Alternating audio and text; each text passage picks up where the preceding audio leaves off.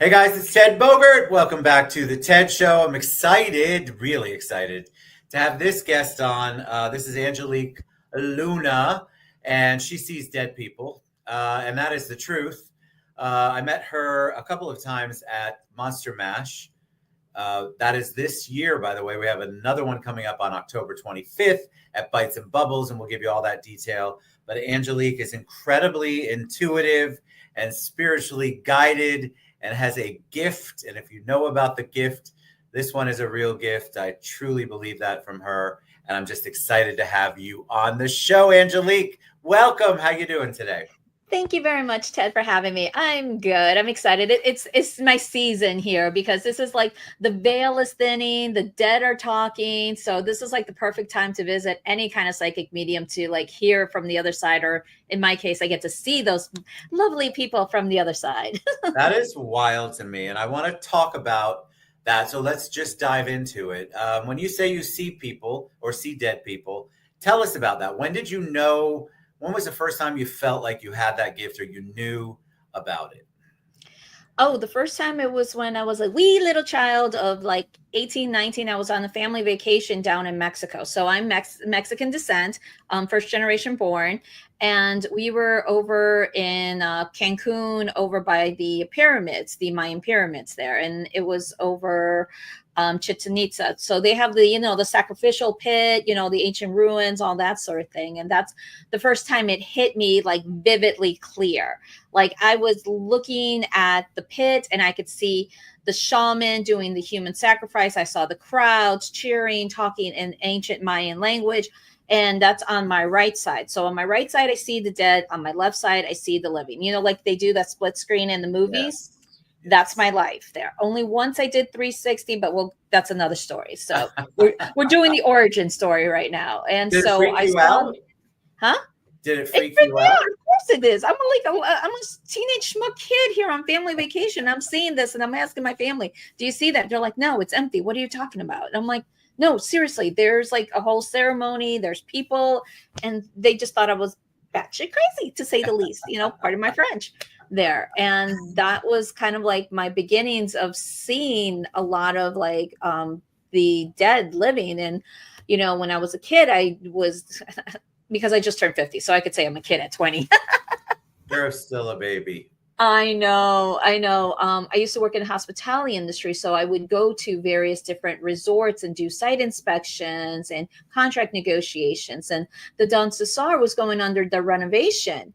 And I saw a deceased maid have a full-on conversation with the woman, and she told me how she passed away, what happened to her. And this was in the 90s, pre-internet, pre-books, pre-anything else. So I didn't know this ghost lady's telling me her story. Go up to the front desk and I asked her, hey, can you confirm, all the details? Who murdered her, how she died on the fourth floor, yada, yada, yada. And she got super excited. She goes, oh my God, you took a ghost tour. And I turned around and I looked at her. I'm like, oh my God, there's a ghost tour? Not the reaction I should have gave her. I freaked her out more than I was excited. What do you do with that? Like when you first get it, do you try to push it down? Did you just embrace it? What was the beginning process like? Because when you get bombarded like that or hit like that, it's you don't know what to do with it. I feel like immediately, or maybe you did. Tell us. Um, Honestly, because back when it hit me, it was like 95. So this is like before sharing technology information. So, and there really wasn't a lot of books or mentors. And I discovered over the years doing like my family lineage that it is part of our like heritage. Like we all have these skills. My mother just decided like she was too afraid of it. And she's just like, no, I'm not doing this. But, we're grateful for the 80s horror movies that I'm like, okay, so you got a story I could talk, I'm sorry, Freddy Krueger coming out. That's more like my scary, but I grew up with Vincent Price. I loved his stories and horror. So I wasn't really scared of them, but it was just kind of like a person who needed to talk. Yes. So, And do you feel like they know? they sense you, right? Oh Tell yeah. me about that. Do you ever shut them off? Like, I think so. People have seen movies, right? They've seen I See Dead Yep. People. They've seen The Sixth Sense. They've seen enough movies Hmm. and quote unquote some real and some not so real clairvoyants and mediums. What's that process like? Do you have to ever shut them off? Do they ever shut off? I'm Um, fascinated by it. it all depends on the area, and like when I'm accepting clients, because clients do come to me for mediumship. I'm kind of, I've done this for, like I said, over 30 years at this point, that I tell the spirit, I'm like, wait until they pay me, then we'll have a communication here, because mama got paying bills here. um so I literally have to, like, treat the spirits like children there. There's a time and a place when to talk, when to say, because sometimes, like, if I take a booking while I'm driving, they'll start chatting with me and I'm like, hold up, let me get to a safe space and then I give you. So it is like giving them like permission. Okay, I'm in an area where we could sit down and have a conversation and we could talk. And oftentimes I'm just a vessel. I'm like the middle person that they will just sometimes, ride me like a horse. That we have the phrase being mounted, that they'll just take over. I don't know if you remember, anytime I'm doing my readings, my eyes are closed. So I'm Yes. not reading you or seeing you. I'm like letting the spirits talk to me. And you can know from my experience that we've done, that I've said things that I didn't know, that you didn't That's tell right. me, but I nailed it. You did. So it's got to Yeah. come, it comes from somewhere, and it comes from the spirit world, for lack of a better. Are they, I'll ask you the questions I know people want to know. Are they people who are stuck here? Most of us saw Ghost Whisperer and you wanted to get them to cross over. Is that a fake thing? Are they just stuck here? Are they here physically? Where are they? Um, it honestly, it's like I always just say, it's the dead. They tell me all about your business, and I'm here to tell you. But it is various different people. I have my own spirit team that do a lot of the chatting. That they'll go and grab the information, and then oftentimes it's just the spirits crossing over.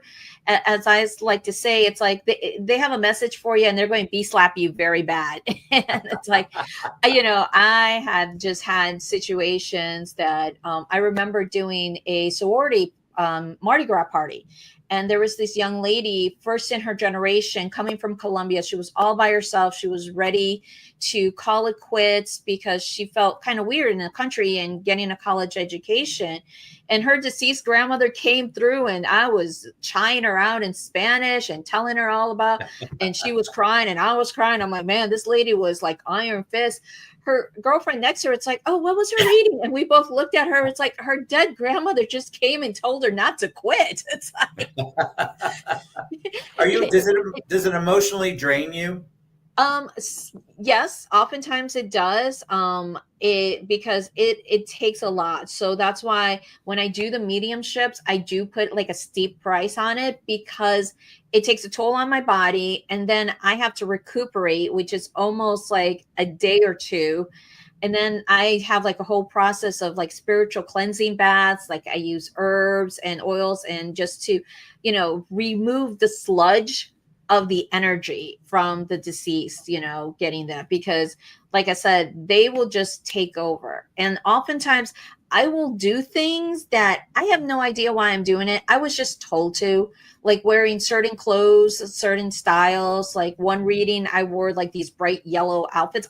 I don't normally wear those kind of colors, but that was something that my spirit team says. And then my clients, like, that was my daughter's favorite colors and favorite outfit. I'm like, Oh, oh wow, or like I had one recession that they wanted me all in white, and I'm like, why? It's just a regular reading. And then they're like, surprise, it's a mediumship. I'm like, oh, no, no, no, no, you tell me ahead of time. And so I had to change the pricing on them. I'm like, I'm sorry, this, you have to tell me when you're scheduling your reading with me, that it is either a reading or a mediumship, because those are two different, techniques and things that I do, because again, it takes over my body. Like when I do, like, such as the monster mash, me, I go straight through from start to finish. I'm at yes, my you table. do. Yeah. I don't go, I don't eat, I drink water, I don't drink alcohol when I'm doing any of the events or any drinking there, just because I want to be quick and sharp on it, because it's it is a skill. Everyone's like calling it a gift. I'm like, no, it's a skill, because I've been exercising and doing this for 30 years. Yeah, you've been honing your craft and Mhm. getting to know it and understand it. I wonder, do you have you ever had an angry or evil spirit? Talk about that. That is my Long Beach 360 story. So Tell that is me. called the Queen Mary over in Long Beach. So it's the haunted ship we all know in stories. So normally when I go into any haunted places, paranormals, you'll see me like my neck is covered, my head is covered, and I carry like a little, like kind of an emergency kit cleansing, so that I create. So just in case of emergency, pour it on me. That way we're like kind of cleanse off. But one time my girlfriend's husband, who's never seen me in action, says, "Oh, I want to go. Let's go." I'm like, okay, kind of went, and I was kind of scared at the same time. And she kind of like, are you sure? And I'm like, yeah, she's been my ride or die for the last, 30 years. So she's seen me in New Orleans. New Orleans, they love to like mount me like no tomorrow. So I always do like the unauthorized tours and go ghost tours in New Orleans with them. So we go in. I asked the tour guide before we actually start the tour 3 times. It's like, has anyone been possessed? And he was just like, no. It's like, that's a stupid question. Why? I'm like, okay. And as we're going through the tour, he's telling the tour, but it's very actively haunted. I'm seeing the engineers, I'm seeing the maids. They're still doing whatever activities that they were doing whenever they passed away. So it's kind of like, okay, so I'm mixing and mingling with the living and the dead at the same time. We Yes. get to the defunct pool. Now it's dry, there's nothing. The tour guide starts talking about shadow people. I'm like, oh, great. No, no, no, no. Shadow people are bad people. They suck the energy out of anyone, and they love to just feed off energy, feed off people. I went 360. I do not do 360. I do 180. Right side's the dead, left side's the living. I did 360. I kept asking my friend, it's like, hey, are you still here? And she's like, yeah. I'm like, I don't see you. I'm seeing people from the 1920s, 30s, 40s, and up to the 50s in their swimsuits. The pool is full of water and splashing. I told her, look at my legs. Where did you get the water? Exactly. Where did the water show up from? Wow. So yeah, and I almost got knocked down by a couple of kids, and I was just like, oh no, this is not good. This is not good at all. Went into the locker room, and that's where a shadow person tried to jump me, as I like to say, mounted. And my girlfriend knew what to do. She knew how to put me on the ground, throw some water on me, say some prayer. She knew that, but she was fighting with the tour guide and the crowd at the same time in how to handle the situation, because they thought they knew better. Wow. This is her telling me this part of the story, because I don't remember the minute I went into the locker room till the moment I woke up, and there was the general manager, hotel security, Long Beach police, the tour guide, my friends, and some other hotel employees. And I'm like, what all happened? And so the part that I'm telling you of like getting on the ground, she yelling, is she's telling me everything. So I had to Wow. ask again. It's like, has anyone left the tour nauseous, tired, exhausted, fainted, lightheaded, kind of weak? And they're like, yeah, well, we just thought it was because of the ship being old and musty. And I'm like, no, that is, mild to simple possession. What you just received was your Hollywood style possession. So when anyone asks, the answer is now yes, from now on, no matter what. Right. That's why. I mean, that's wild. Mhm. I believe most people believe in something. Yeah. And I feel like there's a lot of intuitive people out there. But they push it away. But And we're taught not to believe in it, because yeah, everyone has it. We're all born with it. It's just, how do you exercise it and how do you grow it? right. You know, What do you think about are places haunted? Are people haunted? Is it a combination of both? it's kind of like a combination of both. That is why I do like a lot of the spiritual cleansings, because spirits or entities will like to attach themselves to people. I mean, I think the Travel Channel's almost every haunted show shows that, how they like to just attach and just feed off people. So it's just a matter of like, how do you, protect yourself and, take care of yourself. I mean, a lot of people just joke and laugh at what the Latinos grab the eggs and they're like the power of the egg, but it cleanses. It does. Right? Yeah. I think people really are fascinated by it, though, and I love absolutely. the fact that you're open and have events that people can book you regularly. But what's the upcoming event that we want to talk about? Well, I'm going to be at actually a couple of events. The Hourglass Spooky Market over in Yes. Longwood, a brewing company, and then the annual Monsters Mash there at the Bites and Bubbles. It's their annual fundraiser event that they have every year, and I've been there 5 out of the 6 years because I told Eddie and Nick, if you're having it again at the Dr. Phillips house, I'm only doing it once, and that's it. Tell people why. Because the first time, I was very frazzled in trying to find the location. And usually with GPS, I'm really down, but this house did not want me to find it. So I circled the house like 3 times before I found it. By the time I went through the front door, I didn't have my hat or my neck covered. And there's this white Gothic, Victorian woman right in the front room. Like once you get in right on the right-hand side, she gave me this nasty look. And I told the event planner, the organizer, I'm like, listen, if you want me to do the readings, you have to keep me far away from this house. She's like, it's going to be in the alley. Are you sure? I'm like, I'm perfectly fine because that lady does not like me right now. And I just want to go as far as way. I still want to entertain. Don't get me wrong. I enjoy it. But if she's not liking me, I don't want to offend her. There's even, there's rumors. Obviously, there's people, me included, who have felt something at that house. And it's been, people have talked about how it's haunted for a very, very long time. Very, very haunted. I know like at the end of the event, there was, I think there was the marketing director of the Dr. Phillips house who wanted me to tour and see the house. And I told her, it's like, the minute I see something that I'm not comfortable, I'm not even going to say goodbye. I'm just running. And yep. I did because we went into the cellar area because that was like the coolest place it is. I'm like, it was October and it was like still humid. So we went in the cellar and, there was all the vendors and they were like, oh, come on. And I kid you not, I could not tell the difference between who is the, 2020 people to who was the 1920s bootleggers there with their whole thing. And I'm just like, nope, I see the bootleggers full. Like I see the person, like, if they're standing next to you, I couldn't tell who's who. And I'm like, I'm out. I didn't even say goodbye. I just dashed. And they're like, it's a beautiful place, but it definitely has an energy. Absolutely gorgeous. But it's just one of those, like every part of that house, there is some kind of activity, some kind of like, people who don't want to leave. Like I'm fully believe that is the lady of the house, the Victorian, like Mrs. Dr. Phillips there, that she's like, it's like, don't mess with my house. I don't want you here. Yeah. And I was just like, okay, that's okay, lady.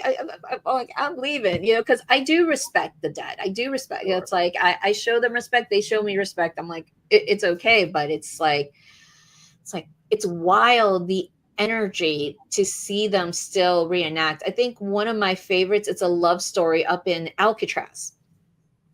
There was a prisoner and the warden's wife who went to a garden area, and that was their secret love affair. That's where they connected. And still, like, it was 2016 when I went, and they were still reliving that moment right there. Wow. And it was just pure and beautiful. And it's just like, those I like.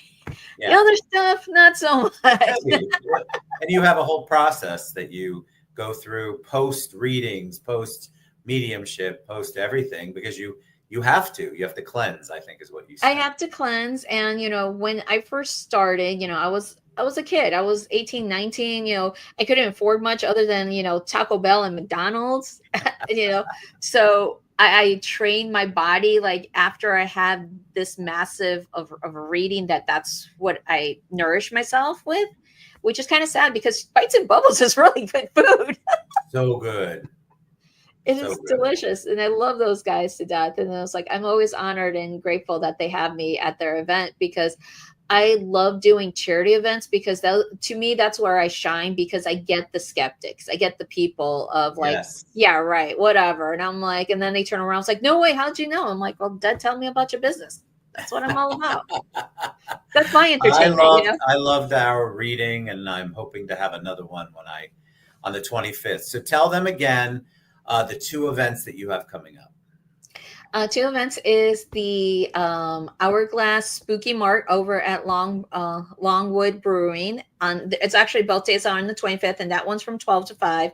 And then Bites and Bubbles annual charity event, the Monster Mash, and that's from 7 to 11 over at Bites and Bubbles on Mills.